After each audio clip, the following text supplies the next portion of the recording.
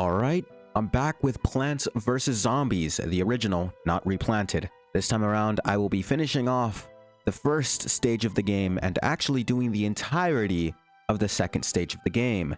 If you couldn't tell by now, this is post-commentary, because I don't think I could live-com the entire second stage of the game. It took me about like an hour-ish. It's pretty long to do these stages, but I have a lot of fun with it. It's Plants vs. Zombies, you can't go wrong with it. So yeah, really it's just gonna be a couple portions sped up here and there where it's a bit dull, or like portions like the mini games like Whack-A-Zombie, things like that, or like the final waves. These parts of the levels tend to get pretty long, so I decided to like speed them up, and I think this is probably the best way of going forward about it. I do the whole stage. Next time it'll just be the third stage. I won't like start the fourth stage. I don't even remember how many stages are in this game, but like I'll talk about the stages briefly. Most of this is still just gonna be me talking about random things, yapping.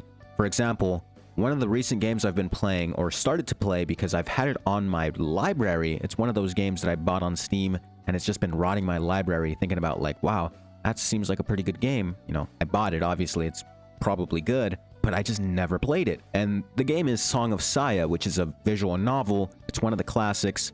It's from like 2003. It's remastered for Steam. I think there's some cut content that you could buy back on an external website. But for now, I'm just playing through the regular Steam experience, the remaster for like, I don't even remember when it came out, but I think it was updated to 1080p. All of the visual art, the key art looks nicer, things like that. It's made for widescreen, just, you know, a nice little buff for the modern era. But yeah, Song of Saya, it's pretty interesting so far. It is a little bit like disturbing. I don't know though, like so far I'm intrigued.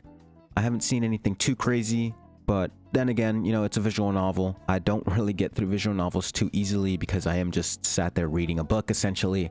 But it's fun with the visuals and the art and all these things. The voices. The voice, actually, the main character is voiced by, at least in Japanese, which is what I'm playing it on, obviously.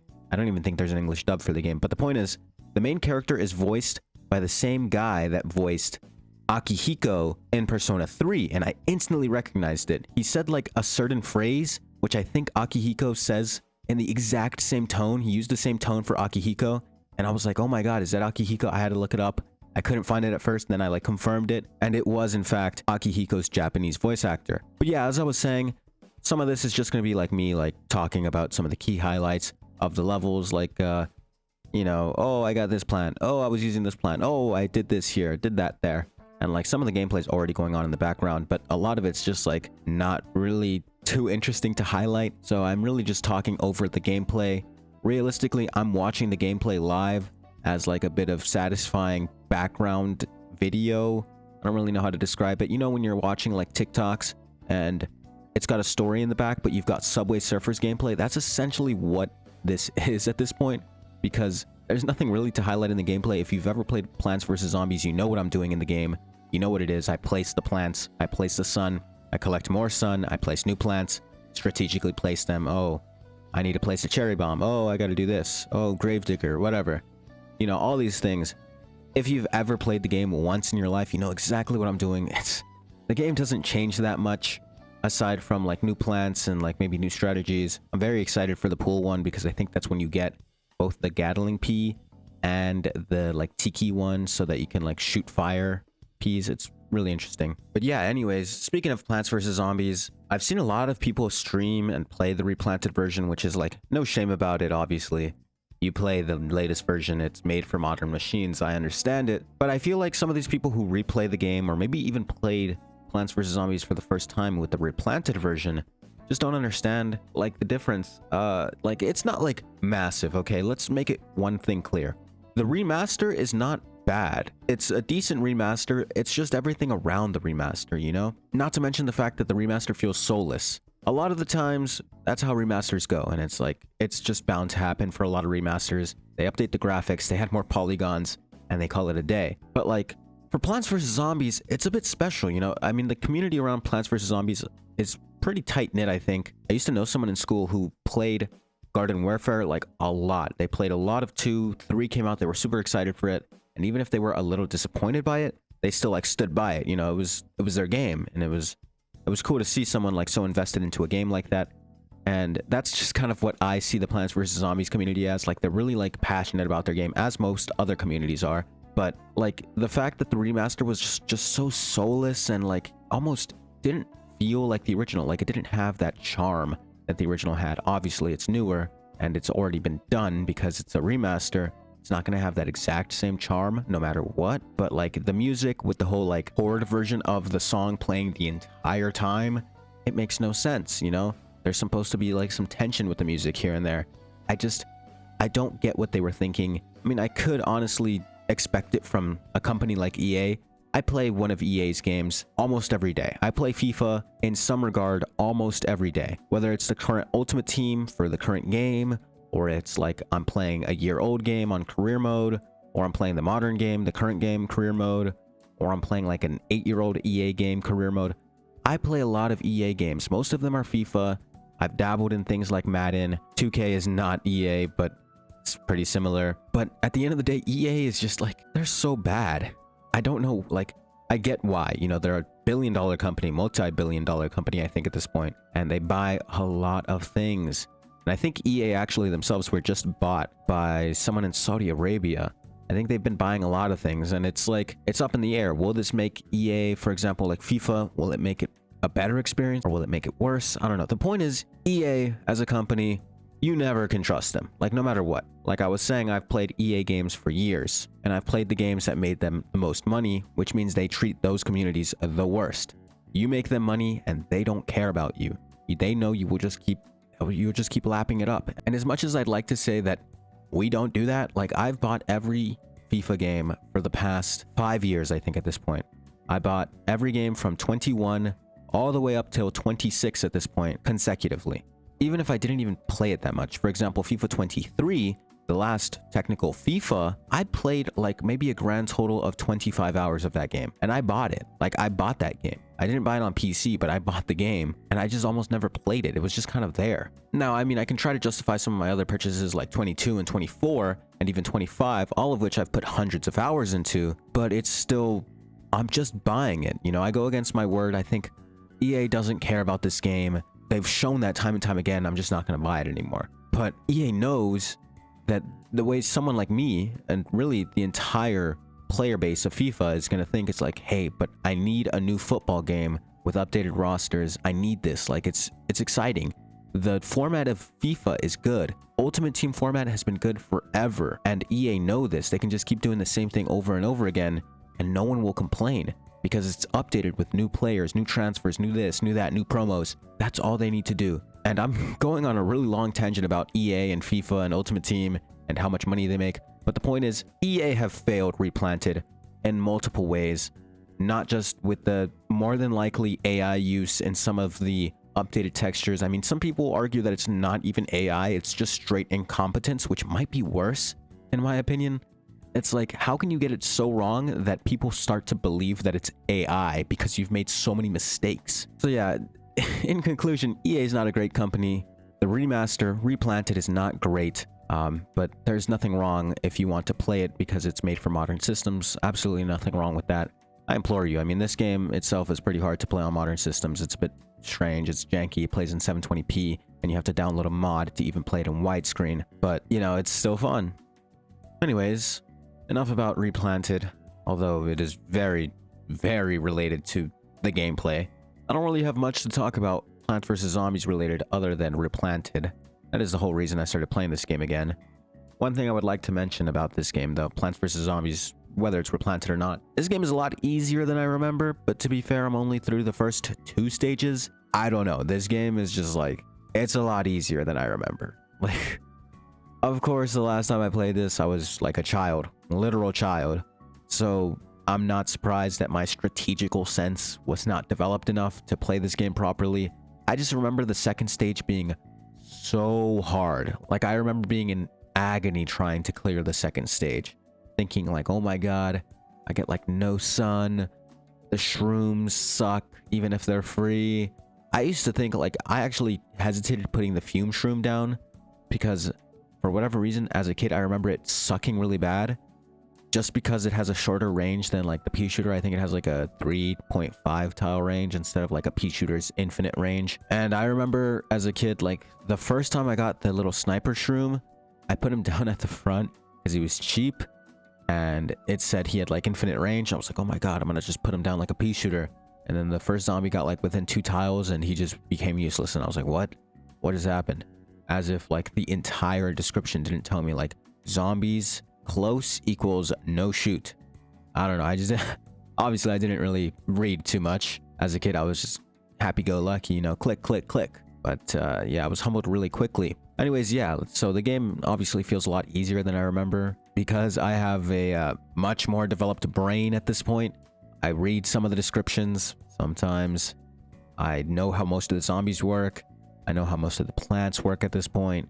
And I know common strategies like, okay, the sniper I'll put behind everything else. In fact, at some point in the gameplay, you'll see me put like the sniper in the 3rd row. That wasn't the plan. The plan was actually to put him into the last row and like sell the sunflowers or whatever I use, sun shrooms, whichever ones there were. Sell those, put the snipers back there, and then I would use ice peas in the 3rd row. But that fell through, and in fact, there were a couple times where I used only sun shrooms, and what I wanted to do was place 2 rows of sun shrooms, and then like once one row grows into the bigger one, I just sell the smaller row, and then I place like the sniper shroom there. But I kept messing up and placing the first row of sun shrooms first, like literally the first row, and then the second row.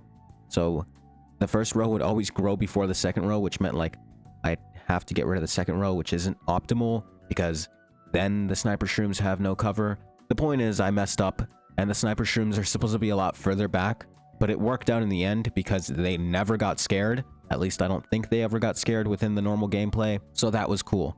Like, this whole stage was a breeze. Like, there was nothing wrong with it. I tested a couple different things. Like, honestly, if I really felt like it, once I got to the point where I unlocked the sniper shroom, or really even just the fume shroom or whatever it's called, I could have just used the same strategy I used the first level I unlocked the fume shroom on every single level. But I decided to switch it up. I added in the sniper, dropped the sunflower, dropped the cherry bomb, brought in the doom shroom, just all these things. The only thing I didn't use in regular gameplay was the ice one, which I think is supposed to like somewhat counteract the Michael Jackson zombie, but I did not need that. Come on, just fume shroom him out.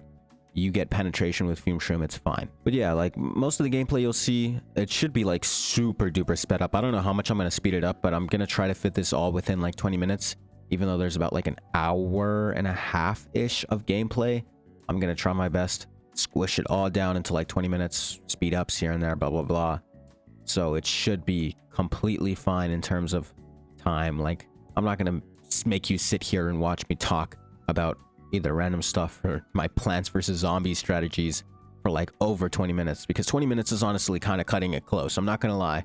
If I was watching a video of Plants vs. Zombies, like, okay, I'm gauging it like this. A TikTok video with like Subway Surfers gameplay in the back, and it's like a Reddit story, I'm not watching that for more than 20 minutes.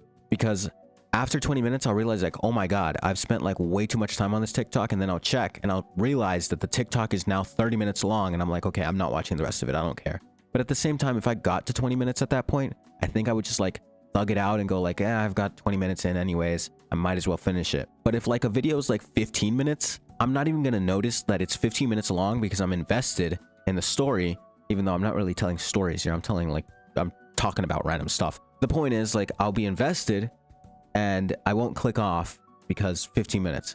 But that's not like the point of this. I just don't really want to sit here and talk for more than 20 minutes about like legit whatever, because then I could save it for the next video. And yes, I am milking my own commentary for different videos because I'm not a yapper, dude. I don't have that many things to yap about.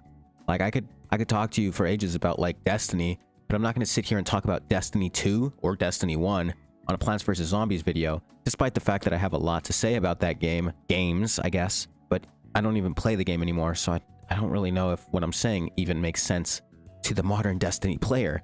I haven't played that game, haven't opened it in like 8 months, but like, I still like Destiny 2 and its lore. I just am not caught up with it post final shape. Anyways, you will see here in the gameplay, I actually don't know what you're seeing because I'm recording this separate from the gameplay, because I've made the grave mistake of recording this commentary before editing the video and like squishing it all down to the proper time.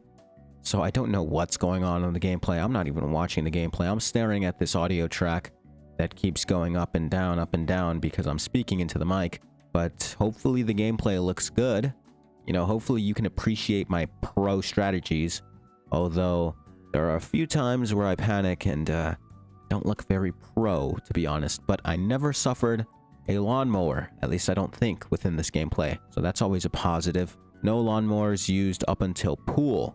I think the pool level will see the first lawnmower used, all things considered. I'm not great with the water. The water is a bit strange, but then again, I said that about the night. Like, I felt like, oh, I'm not great with night. I can't really manage my materials. And then it was like super duper easy. So maybe the pool is the same thing. Like, maybe I'm fine with the water. I was just a dumb kid who didn't understand the strategies, but hey, you never know. Anyways, since I'm speaking about the most random things, here's a good one. There was an announcement, I think earlier this week, for the return of Miku Expo in North America. And I am quite the Miku fan, as I do play Project Diva. I think I've played it like twice on this channel. I've played it once on stream to start up a stream just to, you know, warm up my brain, I think. And I've played it like once or twice on like some random videos. Actually, I think there's a whole outro of one of the videos where I forgot to film the outro. Like, I just lost it or something. So I just played Project Diva and talked over it. And that was my outro. I don't know what video that was. Maybe I can put it in a card or something. It's not like an interesting video. I don't think it was interesting at all, but like the outro was kind of funny because it was just Project Diva. But that's not the point. The point is, Miku fan. I like Miku. I went to the 2024 Miku Expo for North America.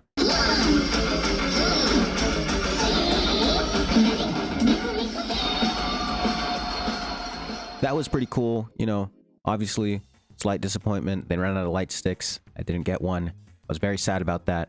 I actually regretted a lot about that one because I probably could have got my hands on one, but I honestly thought like, hey, I'll just wait in line, keep my spot, and hopefully they won't run out of light sticks or they'll have enough for like most of us. And it didn't end up that way. But I think Jaden Animations was at that Miku Expo. Like, I physically saw her. She was there. That was pretty cool. I don't really watch Jaden Animations anymore. I used to, though, like in middle school. I was like really into the animation channels, like the Odd Ones Out. And God, there was another one. I don't remember her name, but it was another girl. And like, she had like really expressive things. I don't know. I'll put like a picture of it because I know I'll find it later, but I just can't remember her name. I used to watch her, Jaden Animations. Grims, was that his name? He was good too. Actually, I think the first animation, or technically animation channel I watched, like Storytime Animation, was Swoozy. I used to love his videos. He had some bangers back in the day. And that was the first one I used to watch. Then I branched out to like Odd Ones Out, and then Jaden Animations, because, you know, they were kind of close. And then Grims, or Grums, I don't remember his name, but him. Then the other girl. Yeah, I used to watch them a lot. It was really fun, because it's just story times, you know. Story times are fire. Given by the fact that I'm sat here talking about, like, again, the most complete random stuff. I've gone from the Song of Saya to technically Persona, but that was also Song of Saya, to how Replanted sucks, to FIFA and the state of Foot, or FIFA Ultimate Team, EA being a bad company in general, how bad I was at this game as a kid, things like that. What else did I go to? I don't even remember, to be honest. I've forgotten what I was talking about. But the point is, I really liked the whole storytelling with the animation. It just gave it a lot more character. It felt more alive. It felt more interactive. I don't know the right word, but it was really cool. So, how did I get here? Right, Jaden Animations was at Miku Expo. Miku Expo was just announced once again for 2026. Bought my ticket. I will be going. Yeah, that's all I really have to say about it. I will be going. I will be enjoying. I'm hoping that they learned from their mistakes last time, because there was too many lights around the screen. Made it really obvious that it was a screen. So hopefully they fix that, you know, sort that out. Band was really great last time around. Loved the band. It's really cool to see the band. Yeah. Hopefully get a light stick this year as well. Like, really hoping, like, I'm just gonna sit in the merch line. I'm not gonna lie. I'm just gonna go straight to the merch line. Screw it. If I miss like the first song, whatever. I'm gonna get me a light stick. Yeah, probably gonna go with a couple of friends. Didn't go alone last time either, but, you know, yeah, I really should have got that light stick last time. It doesn't matter. Point is, Miku Expo, cool. I like Miku. And yeah, it looks like the gameplay is winding down here though, so that's going to be the end of this video. Thank you for watching the video, and I'll see you later.